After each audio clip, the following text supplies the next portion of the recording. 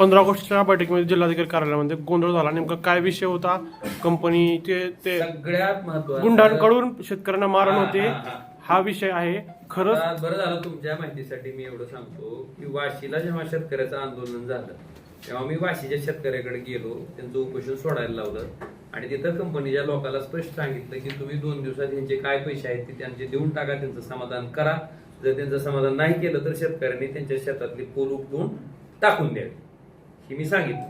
त्यांनी पोल उपटायला गेल्याच्या नंतर सगळी पोलीस यंत्रणा त्या पोलचं संरक्षण करण्यासाठी ज्या पोलिसांनी त्यांना मारहाण केली शेतकऱ्याला, ती पोलीस यंत्रणा त्या शेतकऱ्याच्या पोल उठवण्यासाठी केली. मग मी त्या ठिकाणी एसपी मॅडमला सुद्धा फोन करून सांगितलं, जिल्हाधिकाऱ्यालाही सांगितलं की ह्या कंपनीचे जे अग्रीमेंट आहेत ती फक्त बॉन्डवरचे आहेत, त्यांनी रजिस्टर्ड अग्रीमेंट केलेले नाहीत, त्याला कसलाही कायदेशीर अधिकार नाही. जसं त्या पवनचक्कीच्या कंपनीला अधिकार आहे की इथं येऊन पवनचक्की उभारून त्याच्या माध्यमातून पैसे कमवायचे, तसं ज्या शेतकऱ्याची जमीन आहे त्या शेतकऱ्याला ती पवनचक्की त्याच्या शेतात उभारू द्यायची का नाही उभारू द्यायची, मग ती भागीदारी तत्वावर उभारायची किंवा त्यावर काय त्या ठिकाणी नफा कमवायचा, ही त्या शेतकऱ्याला अधिकार आहे. तो अधिकार त्या शेतकऱ्याचा आबादित राहून त्या ठिकाणी कामं करावीत, अशा पद्धतीच्या सूचना त्या ठिकाणी मी दिलेल्या होत्या. आणि आजपर्यंत मी तुम्हाला सांगतो की जी बाजू आहे शेतकऱ्याची ती अजून आपल्या जिल्ह्यातला मला एखादा प्रतिनिधी दाखवा की ह्याच्या बाबतीत बोल. मी वाशीच्या ह्याच्यात गेलो, त्याच्यानंतर हिथं उपोषण केल्याच्या नंतर कैलासदादा गेले, त्यांनी उपोषण सोडवलं. त्यांनी काय मागणी केली की कंपनीमध्ये शेतकऱ्यांमध्ये जी काय अग्रीमेंटच्या कॉप्या झाल्या ती द्या. अजून हो अजून बी दिल्या नाहीत. काल जे गोंधळ झाला त्यामध्ये आरोप असा केला की तुमच्या मामाच्या कंपन्या आहेत. माणसावर त्या पवनचक्की कंपनीकडून खंडणीचा गुन्हा दाखल झाला आहे, त्या माणसाबद्दल तुम्ही का प्रश्न विचारता? मला प्रश्न विचारावे, कुणाबद्दल विचारावे? आणि मी काय म्हणलं की तुला त्या पवनचक्की कंपनीचा एवढा पुळका येत असेल तर तुझ्या शेतात निघून जाऊन तुझ्या सगळ्याची पवनचक्की उभार म्हणलं. मी कुठं काय म्हणलं का त्याला? माझं काय देत वाद आहे? पण शेतकऱ्याची जी मागणी आहे ती मी मांडली आणि मी शेतकऱ्याच्याच बाजून आहे. शेतकऱ्यासाठीच मी म्हणलं की काल पालकमंत्री बोलायला त्या स्थगिती दिली ना की जोपर्यंत शेतकऱ्याचा विषय त्या ठिकाणी संपत नाही तोपर्यंत पवनचक्की कंपन्याला त्या ठिकाणी परवानगी द्यायची नाही म्हणून सांगितलं. शेतकरी मागणीच काय? त्यांच्या अग्रीमेंटची कॉपी, स्वतःच्या अग्रीमेंटची कॉपी त्यांना मिळत नाही म्हणजे ह्यापेक्षा दुर्दैव काय? अरे माझी कॉन्ट्रोवर्सी असते, मला जर कुणाचा फायदा करून द्यायचा असता तर मी म्हणलं असतं ना करा. कॉन्ट्रोवर्सी काय आहे? तुमची जमीन आहे, नाही पत्रकार महोदय, तुमची जमीन आहे आणि तुमच्या शेजाऱ्याला 2 लाख रुपये दिले आणि तुम्हाला 2000 रुपये दिले, तुम्ही देता का? देता का तुम्ही? का देत ना 2000? का तर शेजाऱ्याला 2 लाख मिळाले. मग हे अधिकार तुमचा नाही का?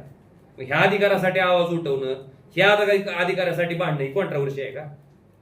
काय बोलतात दादा शेतकरी मागतात, शेतकरी मागायला लागतात पैसे, पण गुंडगिरी होते आणि शेतकऱ्यांना गुंडगिरी होते. तर मी सांगितलं ना इथं पुण्याचे गुंड येऊन काय करायला लागले हे सांगितलं ना. आणि तिथं उदाहरण सांगितलं ना, ज्या गुंडांनी त्या गाड्या फोडल्या त्याच्यावर सुद्धा गुन्हा सुद्धा प्रशासन पोलिसांनी दाखल केला नाही. महसूल प्रशासन तुमची गाडी फोडल्यावर महसूल प्रशासन कोणचे करायला संरक्षण देत आहे का? ही स्वतः पालकमंत्री महोदयांनी सांगितले, मी नाही सांगितलं. त्या दिवशीची बैठक झाल्याच्या नंतर जी काही वस्तुस्थिती समोर आली त्या बैठकीत स्वतः पालकमंत्री महोदयांनी सांगितलंय की पोलीस प्रशासन, आपलं प्रशासन ही कुणाला पाठिंबा देत आहे? त्या कंपनीवाल्या. काही 2 ठिकाणी शेतकऱ्यांनी आंदोलनं केली. एका ठिकाणी खासदार साहेब आपण गेलात आंदोलन सोडवलं, दुसऱ्या ठिकाणी आपण गेलात आंदोलन सोडवलं. मात्र शेतकऱ्यांना जी आश्वासनं दिली होती त्यावेळेस त्याचं पालन झालं नाही. तर आता पुढचा काय टप्पा असणार आहे किंवा शेतकऱ्यांनी कुणाकडे जावं? नाही, शेतकऱ्याच्या बाजूनं आम्ही पहिल्यापासून ठाम आहोत. विधानसभेत सुद्धा ह्याबाबत लक्षवेधी केली होती, त्याची चौकशी सुद्धा म्हणजे वरिष्ठ पातळीवर पोलीस अधिकारी करतायत. पण मी विधानसभेतही बोललो होतो, आजही बोलतोय. तुम्ही जो प्रश्न विचारलाय प्रशासन, पालकमंत्री महोदय सुद्धा म्हणते की प्रशासन हे पगार शासनाची घेते. म्हणजे काही अधिकारी, बघा मी सगळेच म्हणत नाही, त्यातले काही अधिकारी पगार शासनाची आणि त्यातले काम विमा कंपनीचं, सॉरी पवनचक्की कंपनीचं करतात. काही अधिकारी म्हणतो, सगळेच नाहीत तसे. त्यामुळे शेतकऱ्यावर खरी जी अडचण यायला लागली.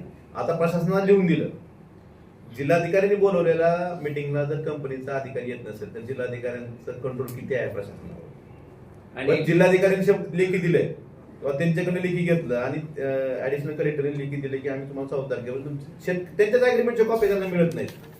मग प्रशासनाचं वचक आहे का नाही हे जो कळून येतं ना, का वचक नाही याचा प्रश्न प्रशासनाने आणि आपण साहेब मी शेतकऱ्याला स्पष्ट सांगितलं की ती पवनचक्की जशी या मालकाची आहे तशी खालची जमीन कुणाची आहे, तुमच्या मालकीची आहे. तुमच्या मालकीच्या जमिनीत त्याचा खांब ठेवायचा का नाही तुमचा अधिकार आहे. त्यानं जर तुमचं समाधान करीत नसेल तर ती खांब उचलायचा आणि फेकून द्यायचा. आणि पवनचक्की कंपन्या काही समाजसेवा करायला आल्यात का, फायदा कमावल्यात ना त्या. त्यांनी अग्रीमेंट जी आश्वासनं दिली उपोषण Agreement सोडताना- ते जर आश्वासन नाही आज तीच सांगितलं तुम्हाला त्याचा खांब उपसून फेकून द्यायचा. चलू की तुझं अग्रीमेंटची कॉपी जर देत नाहीत त्याला चल ती प्रशासन काय म्हणायची. करतंय. नाही तुम्ही म्हणता खांब उपसून फेकून द्या, तर ते शेतकऱ्यांवर जे गुन्हे दाखल होणार त्याला जबाबदार कोण राहणार आहे? पुन्हा काय पुढच्या संबंध आहे शेतकऱ्यावर गुन्हा कशी दाखल होते बघू बरं. कर म्हणा बरं गुन्हा दाखल. Protection अरे जमीन घेऊन- माझी, माझ्या जमिनीतून तुमचा खांब तुम्ही रावलाय आणि माझ्या जमिनीवर अतिक्रमण केलं म्हणून तुमचा खांब जर मी काढून टाकला तर माझ्यावर कसा गुन्हा पोलीस दाखल होईल? प्रोटेक्शन जिल्ह्यात घेऊन कुठं- मला पाच दा- कंपन्या काम करतात. त्यांनी तुम्ही करून एकीकडे दाखवा. बोलतात, दुसरीकडे दुसरे प्रकरण होतात. शेतकऱ्यांनी तेच केलं, काम करू दिलं नाही तर शेतकऱ्यांना शेतामध्ये मारहाण झाली. ती मग मारहाण- त्याचा जबाबदार कोण आहे? शेतकऱ्यांना मारहाण झाल्यानंतर गुन्हा दाखल झाला नाही अजून. त्या मारहाण झाल्याच्या नंतर मी एसपी मॅडमला ती व्हिडिओ पाठवला होता. त्यांना मी स्पष्ट शब्दात सांगितलं होतं आणि आजही सांगतो तुम्हाला की मी काल शेतकऱ्यांना सांगितलं की बाबा तिथं एक अधिकारी म्हणला की हा जो आहे तो शेतकरी आणि प्रायव्हेट कंपनी मधला विषय आहे. त्याच्यामुळं सरकारनं का बोलवलंय अशा पद्धतीचा त्याचा उल्लेख होता. तर मी जिल्हाधिकारी महोदयाला आणि पोलीस प्रशासनाला इतकीच विनंती केली की ते म्हणतात ते अगदी बरोबर आहे. हा जो आहे तो खाजगी शेतकरी आणि त्या कंपनी मधला विषय आहे.